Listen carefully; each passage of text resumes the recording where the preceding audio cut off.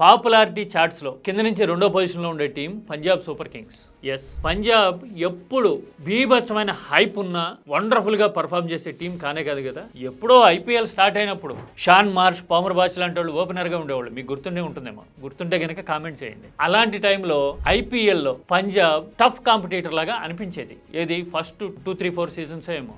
ఆ తర్వాత ఎప్పుడు మేనేజ్మెంట్ గొడవలతోనో మరోటి రీజన్స్ తోనో, లేదంటే క్రిస్ గేల్ లాంటి ప్లేయర్ వచ్చాడనో వెళ్ళిపోయాడనో, ఇలాంటి రీజన్స్ తో మాత్రమే పంజాబ్ గురించి చాలా లైట్ గా మాట్లాడుకోవడం ఉంటుంది. బజ్ తక్కువ. అందుకోసమే ఫాలోయింగ్ లో కూడా అదే ఇంపాక్ట్ రిఫ్లెక్ట్ అయింది. ముందు నుంచి ఉన్నా గానీ Instagram following Punjab super Kings కి 4.6 మిలియన్ మాత్రమే. ప్రీతి జింటా గ్లామర్ ఉన్న మధ్యలో ప్లేయర్స్ కొందరు మెరుపులు మెరిపిస్తా ఉన్నా గానీ ఈ టీం నాకౌట్స్ కి వెళ్ళిందే తక్కువ కదా. పర్ఫార్మెన్స్ అనేది పాపులారిటీ మీద ఎలాంటి ఇంపాక్ట్ చూపిస్తుంది అని చెప్పడానికి ఈ పంజాబ్ తిరుగులేని ఎగ్జాంపుల్. మరి లాస్ట్ సీజన్ లో బాగానే పర్ఫామ్ చేశారు కదా. శ్రేయస్ అయ్యర్ వచ్చాడు, ఫార్చ్యూన్స్ మార్చాడు, ఫైనల్ కి తీసుకెళ్లాడు కదా.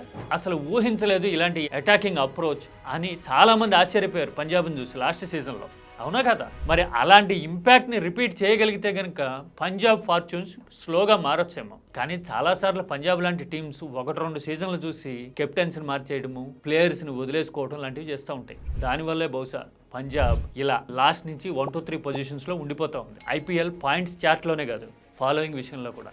అవునా కదా.